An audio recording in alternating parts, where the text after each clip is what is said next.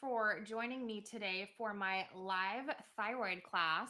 I'm going to do a pretty deep dive today. So, if you have thyroid issues or know someone who does, this is going to be quite a lot of really in depth information that you most likely have not heard before. And at the end, I will show you a way that you can book a consultation with me if you're interested. But really, the takeaway here is I really want you guys to understand the difference between how Western medicine is treating thyroid conditions versus how, as naturopaths and holistic practitioners, we're going about this in a much more well rounded, holistic manner. I'm going to go ahead and share screen. Give me just a second here.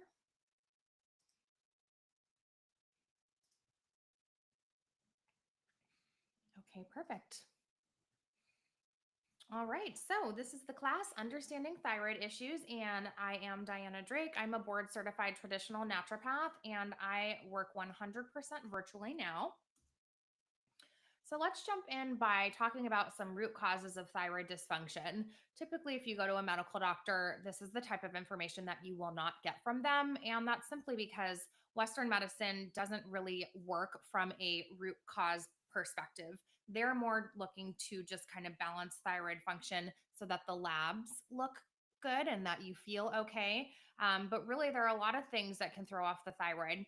And one of the biggest things is having low iodine and selenium, which I'll get a little more into later with the elements that the thyroid needs to function. Also, something called bromine dominance that I will talk about more as well. Then there's just general toxicity. So, the thyroid is a spongy gland and it really likes to hold on to certain elements, things like fluoride, glyphosate, which is Roundup, chlorine, heavy metals. And if you happen to have a thyroid tooth, so that's a tooth that's on the thyroid meridian that has mercury fillings in it or potentially an infection, that can actually drain to the thyroid and cause a problem as well. And at the end of the presentation, I will show you guys a little map of the teeth and which ones are thyroid teeth. There is also potentially a viral, bacterial, or fungal infection, or all three. Those could be going on in the thyroid. And a really big cause of thyroid issues would be stress. So, stress really affects something called the HPT axis. This stands for hypothalamus pituitary thyroid axis. So, it's really important to check adrenal function and see how stress is potentially affecting the thyroid. Then there is something called thyroid nodules. So, this could be kind of toxic nodular goiter. So, goiter would be when the thyroid becomes enlarged. Any sort of nodule or bump, cyst, tumors on the thyroid, things like that. Another thing that's interesting is a lot of women will fall into thyroid dysfunction after they've had a baby. So, postpartum thyroid dysfunction can be a cause. Then we also have pituitary tumors that would affect this entire hormone cascade that has to do with the thyroid. And then insulin resistance, which I've talked about a lot. This can affect the thyroid as well because it's all, everything, all of these things have to do with metabolism. Okay, so let's go a little bit more into insulin resistance and thyroid function. Insulin resistance and thyroid function are closely linked as both involve the regulation of metabolism and energy usage in the body. So, if you have insulin resistance, right, so this would be, I believe we talked about it a little before. So, you would have elevated A1C and blood sugars, and then you could potentially have high or low insulin levels. So if you know you have insulin resistance, this would also be, a sign of PCOS. This can also disrupt your T4 to T3 conversion. Okay, so this would lead to reduced active thyroid hormone. It could also increase your thyroid binding proteins. So this would be TBG on a lab test, by the way. So this would limit the availability of free thyroid hormones. So the body might not be able to utilize them properly. Also, it would increase chronic inflammation. When you have insulin resistance and PCOS, things like this, as women, we are prone to more inflammation. So, this can really contribute to thyroid dysfunction and autoimmune thyroid disease. It can also lead to fatty liver and obesity, which in return can then reduce the T4 to T3 conversion, and then it reduces hormone regulation. And it can also alter that hypothalamic pituitary thyroid axis. So it leads to abnormalities in the thyroid hormone production. So it's really important if you are diagnosed with any sort of thyroid issue that you really make sure you're looking at your insulin resistance factor as well. Let's look at the most common issue with thyroid, and that's going to be hypothyroid. That is an underactive thyroid gland. The symptoms of this would include weight gain despite no change in diet or exercise, or excuse me, that should say despite a change in your diet or exercise. So basically, no matter what you do, no matter how you change your diet or how much you exercise, you just cannot lose weight. Also, cold intolerance or feeling cold easily, dry skin and hair with brittle nails, potentially, constipation, depression or feeling down, memory problems or difficulty concentrating, fatigue or feeling sluggish, a slow heart rate, hoarseness or a deeper voice, muscle weakness or joint pain, thinning hair or hair loss, puffy face or swelling, especially around the eyes, and elevated cholesterol levels. So the cholesterol piece, the thyroid piece, and the insulin resistance piece, this is all related to our metabolic function, and all of these things are connected. Then on the other range, you will have hyperthyroid. So this is an overactive thyroid gland. This is something I see a little bit less. This is less common, but the symptoms of this would be unexplained weight loss despite an increased appetite. So no matter what you eat, you're still losing weight, an increase in sweating or feeling hot, frequent bowel movements or diarrhea, rapid or irregular heartbeat or tachycardia, nervousness, anxiety, or irritability, tremors or shaky hands, fatigue despite feeling overly energetic, thinning hair or hair loss is a big one, difficulty sleeping or insomnia, muscle weakness. The thyroid can actually become enlarged, and sometimes you can actually see this through the neck area.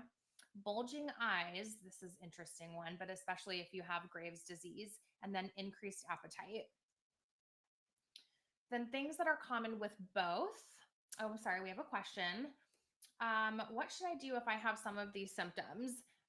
Number one, you want to get tested properly. And I'm going to show you guys the type of test that I run in comparison to what Western medicine is doing. So if you do have these symptoms, I'm going to show you the best way to get tested. Great question. Thank you. And what they will both have in common are sensitivity to temperature. So hot or cold, usually it's cold. Some sort of change in the menstrual cycle may happen, and definitely mood changes, anxiety, depression, things of those nature. Things of that nature. I'm really talking great today, guys. Okay, I want to give you guys a little deep dive on what thyroid stimulating hormone is. So, this is going to be the main value that doctors are testing to determine if you have thyroid issues or not. And I really want you guys to understand that TSH does not come from the thyroid, okay? So TSH is a hormone produced by the pituitary gland. So that's in the brain. It's located at the base of the brain. Its primary role is to regulate the function of the thyroid gland, which is responsible for producing thyroid hormones like T3 and T4. So your pituitary gland, okay, is going to basically is going to secrete TSH, and that tells the thyroid to make T3 and T4. So thyroid doesn't make TSH. Pituitary gland does, then thyroid makes T3 and T4. These thyroid hormones are crucial for controlling metabolism, energy production, and the regulation of various bodily functions. TSH stimulates the thyroid gland to produce and release T3 and T4 in response to low levels of these hormones in the bloodstream. The production of TSH itself is regulated by the hypothalamus, which releases TRH, thyrotropin releasing hormone, to signal the pituitary gland when to release TSH. So, in essence, TSH acts as a feedback mechanism to maintain balanced thyroid hormone levels in the body. High or low levels of TSH can indicate thyroid problems such as hypothyroidism, underactive, or hyperthyroidism, overactive.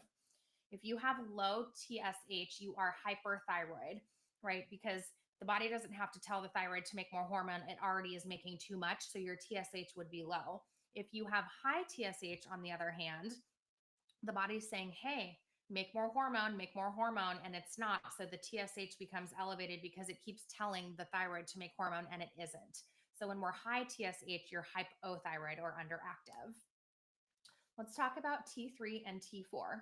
T4, or thyroxine, is one of the two main hormones produced by the thyroid gland, the other being T3. T4 is the more abundant hormone, but it is less active than T3. Once released into the bloodstream, T4 is converted into T3 in various tissues, especially in the liver and the kidneys.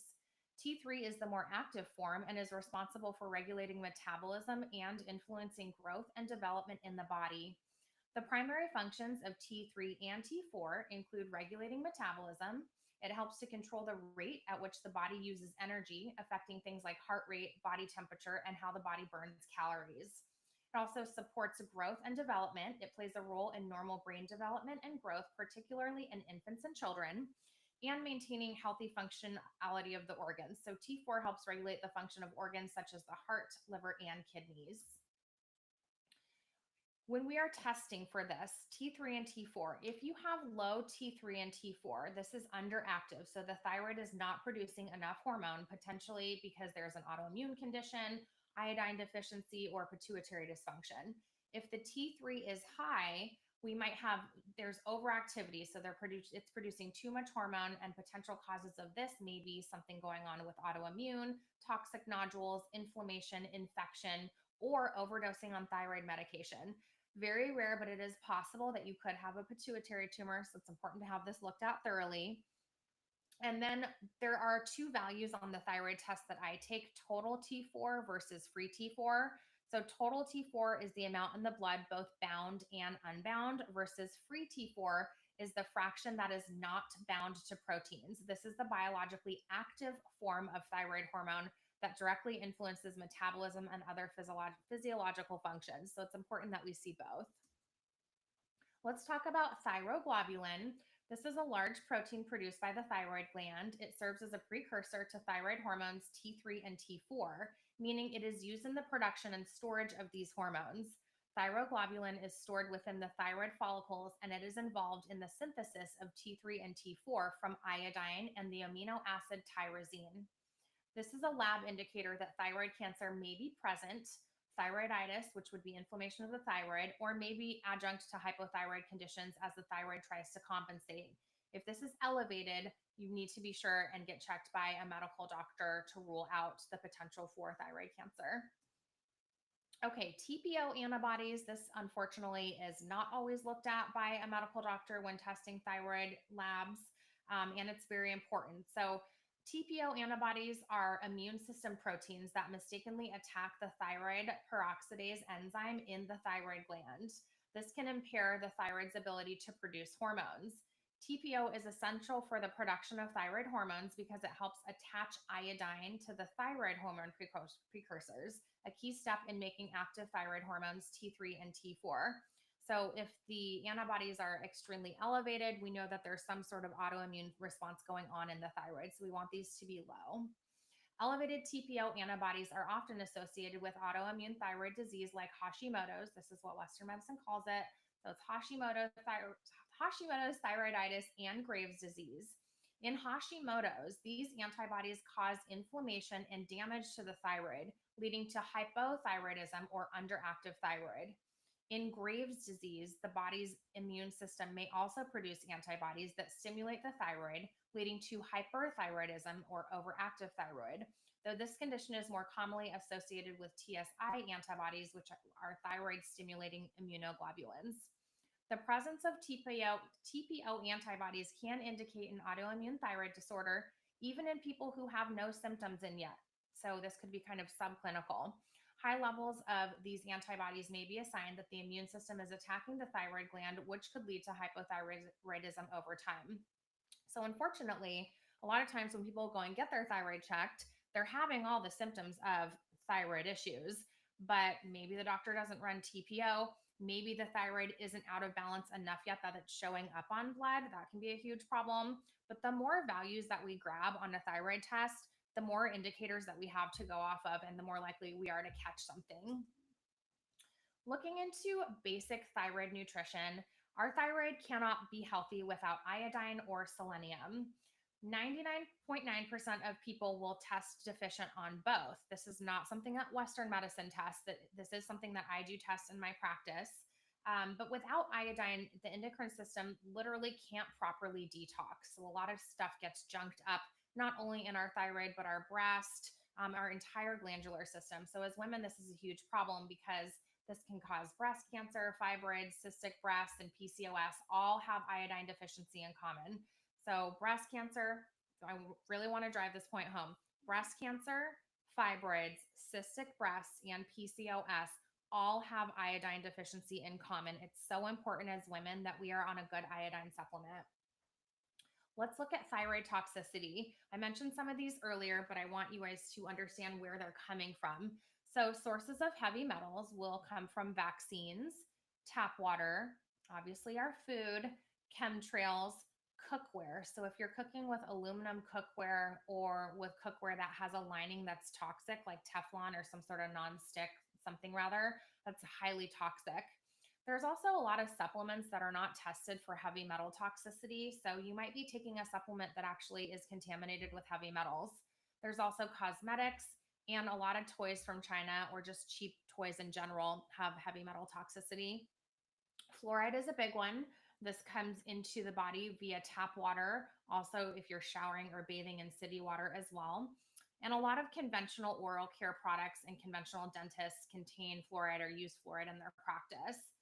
Chlorine comes in also through tap water, but pools, hot tubs, if you're a swimmer using your hot tub a lot, it all gets absorbed through the skin. And then glyphosate, which is Roundup.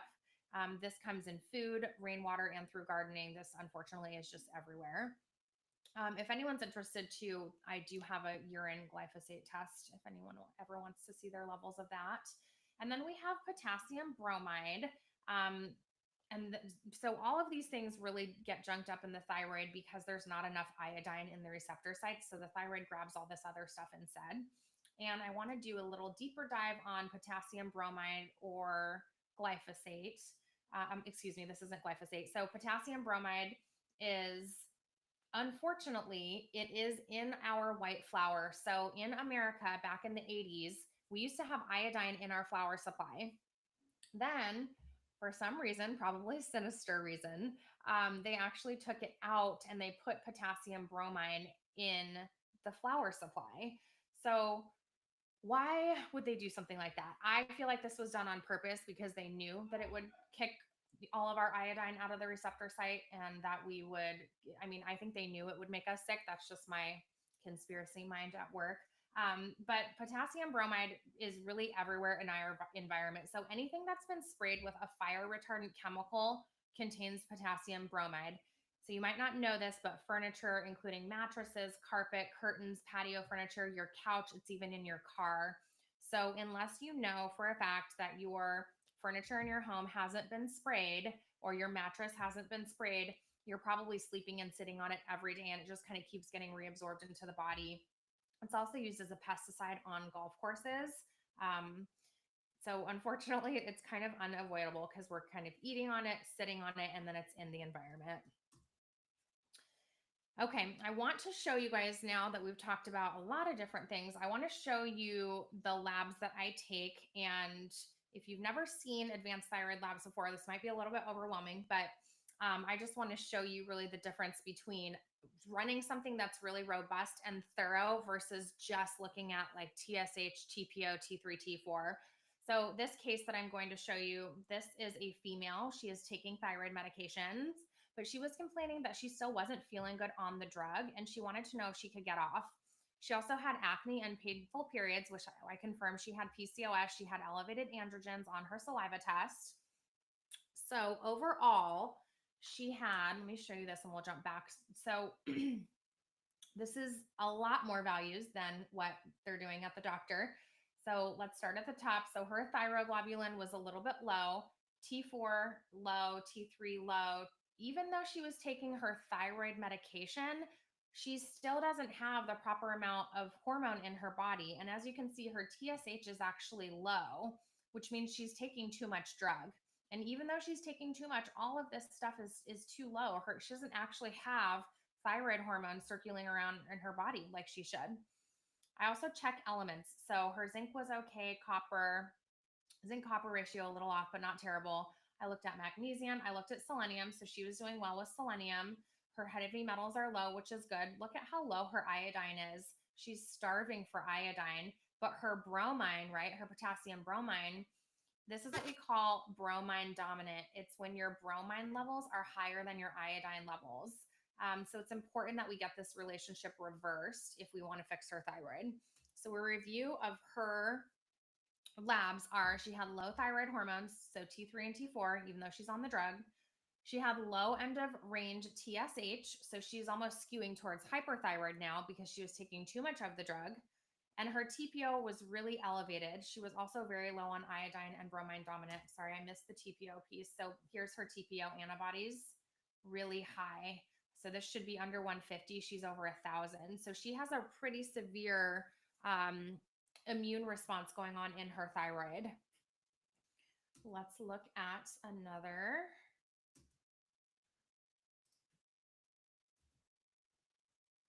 Okay, sorry guys, lost control of my screen. Okay, I want to show you guys things that I consider as a naturopath when I put together a thyroid protocol. So I look at your labs, number one, and then I make sure that I am addressing all the pieces of the pie when I'm putting together a protocol. So, like we talked about, insulin resistance, I want to make sure that I check for any sort of blood sugar imbalance or insulin resistance. This is just a list of products that we manufacture for these things, but if there is blood sugar imbalance, I make sure and put that as part of the protocol.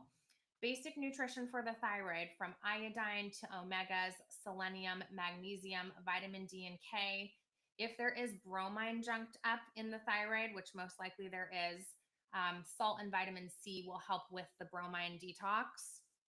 So, getting the proper elements or the basic nutrition in is very important. We also want to look at gut health, especially if there's TPO antibodies involved. So, repairing the gut is very important. If your gut is leaking all of that junk, doesn't matter. I mean, obviously, it's better to eat well than not, but basically, regardless of what you eat, if it's coming out of your gut and getting back into your body where it doesn't belong, back into your lymphatic system, that is not good. So, it's really important that that gut barrier is healthy and strong. Obviously, we want to do something to support the thyroid. So I use homeopathics, I use glandulars, I use peptides, different things that kind of support actual thyroid health. And then we have to look at what's going on with the immune system. So in that particular case, her TPO was really elevated. So do we have a virus? Do we have a bacteria? Do we have to get rid of metals? Do we need to bring in antioxidants, things like that I look at. And then of course the adrenal piece. So that was the stress piece as the root cause. Do we need adaptogens? Do we need adrenal peptides, adrenal glandulars, homeopathy? So as you can see, if we're really looking to balance the thyroid, it takes a lot more than just giving someone a drug to try to balance the TSH. So that's what I wanted you guys to kind of see from this.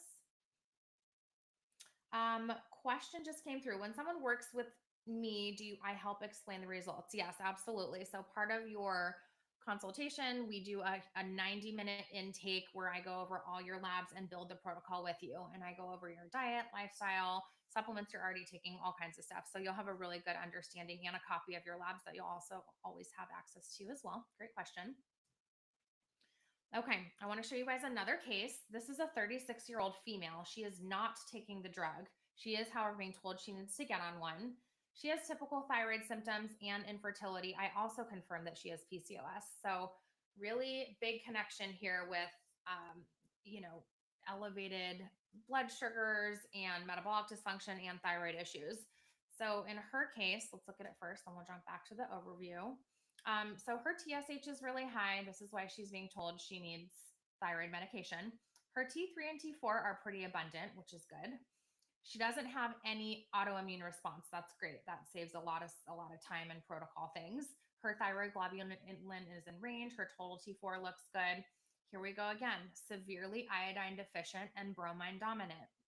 So she has more chemical bromine in her little thyroid than iodine, which is the food the thyroid needs. Also, she's deficient in selenium. This is way too low. This needs to be up here.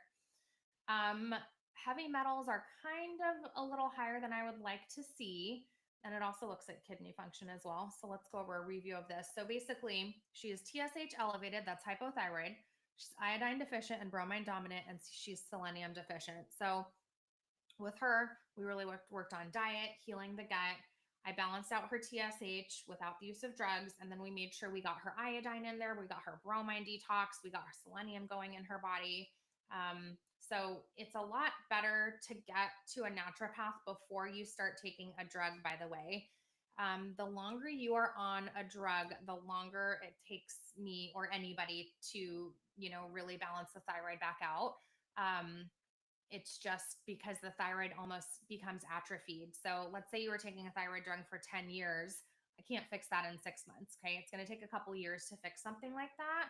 And just understand you've let that thyroid, whatever the root cause is of your thyroid dysfunction, like we went over all the toxicity, the stress, viral infections, whatever it is, that's gone on for 10 whole years now, completely untreated with just a drug covering up the symptom, right? So you're really better off to get to someone before you take a drug. Then it's a lot easier to get it balanced that way. It still can be done either way. I work on both, just as FYI.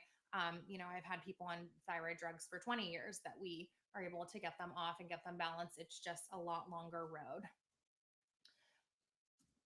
Okay, this is my third case I want to show you. This is a 63-year-old male, and he has been on thyroid drugs for 20 years. Way too much drug. Look how low his TSH is. So he's taking way too much drug. He also, even though he's taking all this drug, he doesn't have thyroid hormone in his body. T3, T4 is way too low. He doesn't have an autoimmune response. Pretty low thyroglobulin, total T4, just he's low across the board. Now, he knew that he was supposed to be taking iodine. However, he's taking a lot. This is pretty high. Now, fortunately, usually we'll just pee out a lot of it if we're taking too much. But over time, if you're taking too much, this can be a problem. So it was important that I got him to the proper dose of iodine. And a lot of times, once you get this balanced, you really need a very small amount. So it's important to know what you're doing with that element. And that's why I chose this to show you guys. So the good news is he is not bromine dominant, right? Because his iodine is more than his bromine and his bromine is low. He was a little deficient on selenium. Heavy metals, this one's kind of creeping up, but not terrible. And his kidney function looked okay. So TSH was too low. Okay, this is a great question. Are the labs covered by insurance? Unfortunately, the labs that I take, the ones that I just showed you guys, are a combination of blood and urine labs, and they are a specialty lab runs it. So no, it's not covered by insurance. It is a $200 test. But fortunately, we just take that test initially, then we just do blood to follow up on TSH and TPO, and then we won't have to rerun that big test for like 6 months, depending on how you're doing. So we don't have to run that test every time. Typically, medical doctors are the only ones who can take insurance. I am not a medical doctor, so I cannot take insurance. And a lot of these labs they're just private labs. But you can always try. You can always ask your insurance company and always throw a fit, but that would be something you would have to take care of on your own on the back end. So you would have to come out of pocket up front for the labs. Great question. Thank you guys so much. Okay, so overview of that gentleman's labs. Way too low TSH, too high on the drug, iodine too high on the iodine. No T3 and T4 in the body, so no thyroid hormone, even though he's taking the drug. And he's not making any thyroglobulin, and his selenium is too low. So I worked with him and his doctor, actually, she was great. So we got him to a nice stabilized place on the drug, and then we were able to slowly wean off the drug while running my protocol to keep his TSH balanced. We got his iodine lowered, we got his selenium in, and started working on things to get everything healed. Because he was taking it for so long, that's going to be a longer case. I've been working with him for 8 months, but it's probably going to take about 2 years to get that fully balanced out. So 20 years on the drug, 2 years to heal. Okay, this is the last example I want to show you guys. I'll just give you the overview first. So she's a 44-year-old female. She's overweight. She's 240 pounds. She has really high TSH. She's not making any thyroid hormones. She has really high TPO, and she's been supplementing on her own with iodine and selenium, which are going to be too high, as you'll see. So this is pretty high. Her TSH is 122. She's pretty severely hypothyroid. You can tell that from her weight as well, being 240 pounds. She has no thyroid hormone conversion. She's not making any hormone, really. She has a hugely elevated TPO response. Thyroid globulin's okay. T4 too low. Iodine's way too high. Bromine, at least she's not bromine dominant though, so she has more iodine than bromine. She's taken too much selenium as well. So this is important to realize, you guys, these little elements are so sensitive. Sometimes we need more in the beginning, like of the iodine and the selenium, but then as soon as you're balanced, you have to back off on the dose. Otherwise, you'll just go overboard with it. Okay, and then I did mention I want you guys to see which are the thyroid teeth. So this is the back of your mouth, your wisdom teeth. The next two upper teeth are your upper molars. Those are your thyroid teeth. Sorry, the bottom ones aren't supposed to be highlighted. It's just the top two molars. Now, I will tell you, if you have an infection on any tooth or metal on any tooth, it does still have the potential to go into the thyroid because it's right there. It's so close to the gland. But very specifically, if you know you've had a root canal or if you have an amalgam filling on these top molars, definitely consider getting amalgam fillings out immediately. And then after they are out is when you would want to do a heavy metal detox, only after. And then if you have a root canal in here, it's really important to check and make sure there's not any sort of infection. That can only really be done by a holistic dentist with a cone beam CAT scan that knows how to look for infections. And then you would only want that pulled out and mitigated by a holistic dentist that is using ozone and PRF, and make sure that you have vitamin C IVs and colonics before you even do any sort of surgery like that. It's a really important and big surgery that regular dentists are really messing up and causing a lot of issues down the line with these infections and issues with teeth that a lot of times we don't even know we have because we don't necessarily feel the pain or inflammation. But if there is an infection, it's draining to a meridian and draining into the body. So this is a pretty big red flag for a thyroid indicator if you have any of those things going on. If anyone wants to work with me, you can schedule a complimentary 15-minute consultation really easily by going to dmdnaturalmedicine.com. And then you'll just click the upper left-hand side of the site. You'll see the little consultation link. And I'm just going to open it up for any questions if we have anyone still with us that wants to ask me something. Okay, what if you are taking cholesterol medication? Is it possible to safely stop and deal with that naturally? Absolutely. This is a very topic that's close to my heart because my mother passed away from a heart attack despite her being on cholesterol medication and having in range cholesterol. I also was on that same drug at the time. So that was a pretty big eye opener for me that something was wrong with what we're being told about cholesterol and cardiovascular health. As I mentioned earlier, remember insulin resistance, thyroid issues, PCOS, cholesterol levels. This is all tied into metabolic health. So if you have cholesterol issues, likely we have to look at insulin resistance. We have to look at hormone balancing. We have to look at metabolic function, thyroid. So this is a really, really good thing to manage with natural medicine. Definitely any sort of cholesterol issues or, elevated levels. Thank you for that question. Anybody else? Do I work with any condition or illness? I would say for the most part, I am pretty specialized in thyroid, hormone, skin conditions, but I do see people that have gut issues, issues with mood and depression, any sort of main things. I would encourage you to just book a complimentary consultation, and then we'll kind of see if we're a good match or not. Something that I don't do just because I don't have as much experience with it, like I don't take Lyme disease cases.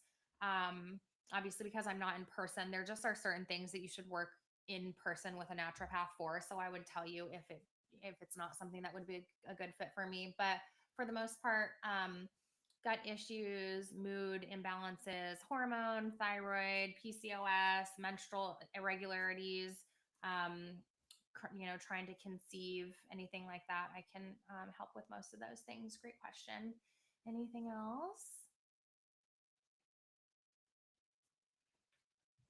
Okay, perfect. Well, thank you guys so much for your time today. I hope you found this valuable, and this content will be up forever if you ever want to come back and check it out. So I'm going to go ahead and end, but thank you guys so much. And we'll be back again in a couple weeks with another amazing topic.